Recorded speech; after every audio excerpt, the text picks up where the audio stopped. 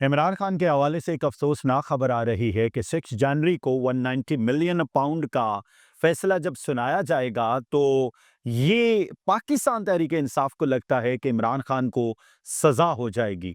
जबकि पाकिस्तान तहरीक इंसाफ ये भी क्लेम कर रही है ना रियासत पाकिस्तान को कोई नुकसान हुआ है और ना ही बुशरा बीबी और इमरान खान को कोई फायदा हुआ है और ना ही इसमें किसी तरह का कोई शुक्र मौजूद है, लेकिन फिर भी इमरान खान को सजा होने वाली है।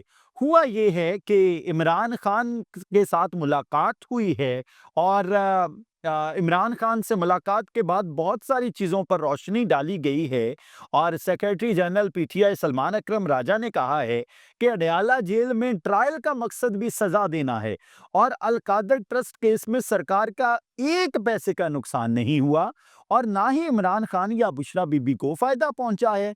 ये मुकदमा समझ से बालातर है, लेकिन ये खदशा जाहिर किया जा रहा है कि इमरान खान को सजा होगी। क्या कहा सेक्रेटरी जनरल पाकिस्तान तहरीक इंसाफ सलमान अकरम राजा ने, आपके सामने रख देते हैं। उन्होंने कहा कि इमरान खान पर मुकदमात का माजी यही बताता है कि 6 जनवरी को उन्हें सजा सुनाई जाएगी। अडयाला जेल में ट्रायल का मकसद भी सजा देना है। अलकादर ट्रस्ट केस में सरकार को एक पैसे का नुकसान नहीं हुआ और फिर उन्होंने कहा कि 6 जनवरी को कंफर्म है कि इमरान खान को सजा सुनाई जाएगी। जिस तरह बानी पीटीआई पर मातहत अदालतों में मुकदमात चलाए गए और अडयाला जेल में ट्रायल किया गया, जेल में ट्रायल एक ही मकसद नजर आता है कि सजा दी जाएगी। अलकादर ट्रस्ट केस में सरकार को एक पैसे का नुकसान नहीं हुआ।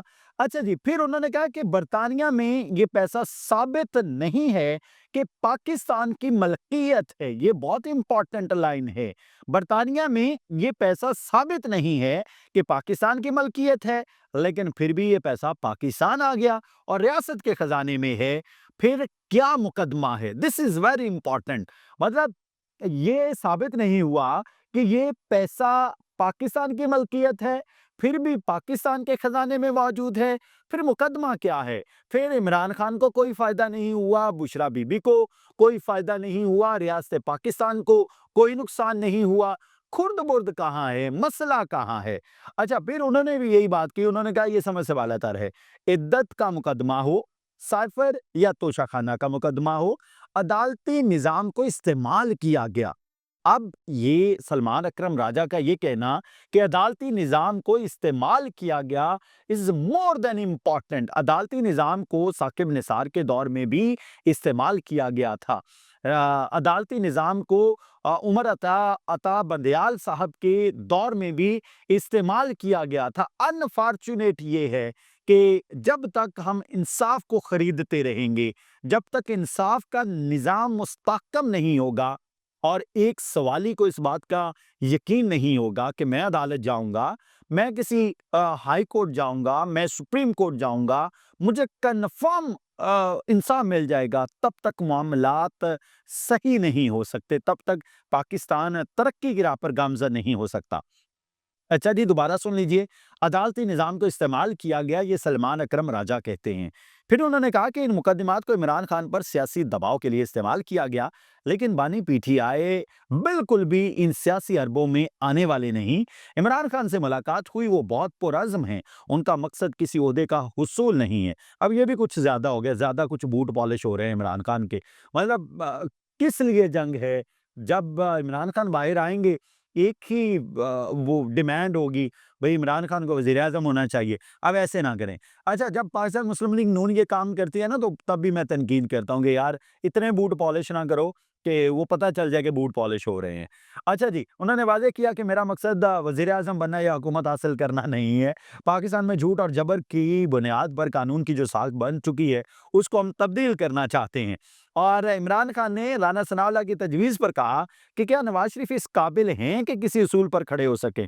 क्या वो हमारे हमख़याल हैं? अगर कोई मुल्क में आइन कानून की बालादस्ती चाहता है और सिविलियन इदारों को आज़ाद कराना चाहता है, तो बिल्कुल हम साथ खड़े हैं।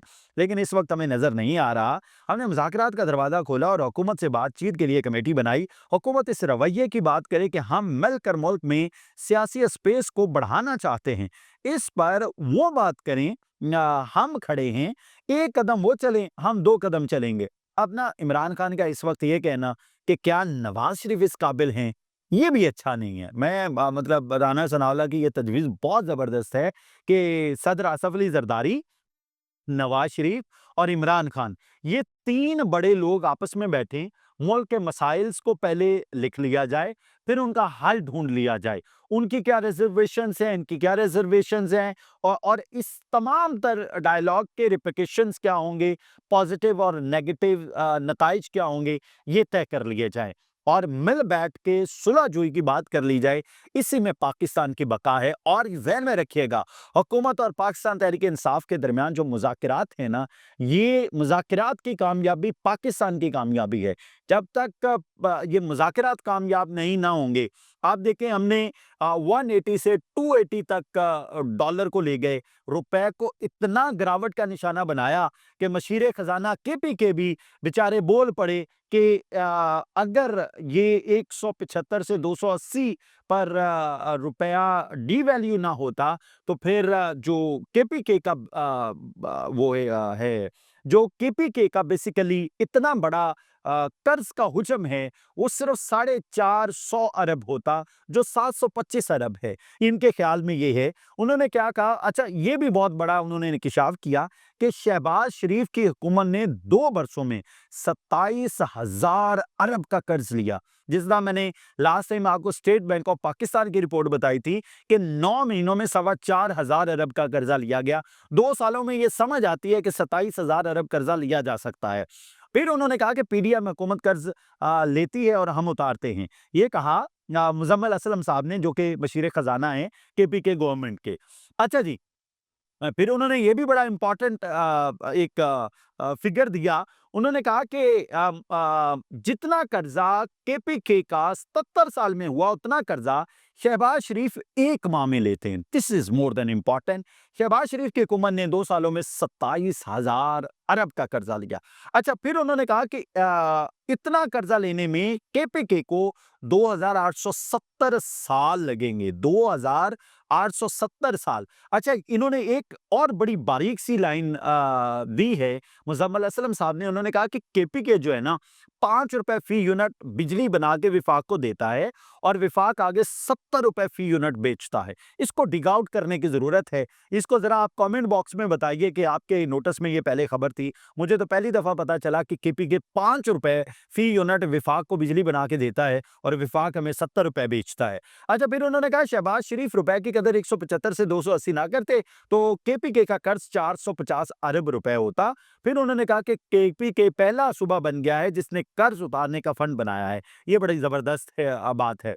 अच्छा जी, अब इस सारी सूरत-ए-हाल में मुआशी इस्लाहात का जो एजेंडा है, वो बड़े इम्पोर्टेंस इख्तियार कर गया। दुआ है पाकिस्तान की आम अवाम के लिए इस मुआशी इस्लाहात के एजेंडे में कुछ नया हो, कोई रिलीफ हो। लेकिन जब केपीके की जानिब से इतना तगड़ा जवाब आएगा विफाक को, तो मुझे लगता नहीं है कि सुलह-जुही की बात हो रही है। मेरी दुआ है अल्लाह ताला करे पाकिस्तान में मुज़ाकरात कामयाब हों, पाकिस्तान में पेट्रोल, डीज़ल, अशय खुरोनोश की कीमतें, पाकिस्तान में लिविंग स्टैंडर्ड अप हो और कीमतें नीचे जाएँ। और ये जो क्लेम किया जा रहा है कि मईशत बेहतर हो गई है, ये वाक़ई मईशत बेहतर हो, आम आदमी की कुव्वत खरीद में इज़ाफ़ा होगा, तो मैं मानूँगा कि मईशत बेहतर हो रही है। मेरी दुआ है अल्लाह ताला पाकिस्तान और पाकिस्तान में बसने वालों की खैर करे। इजाज़त दीजिए। अल्लाह हाफ़िज़।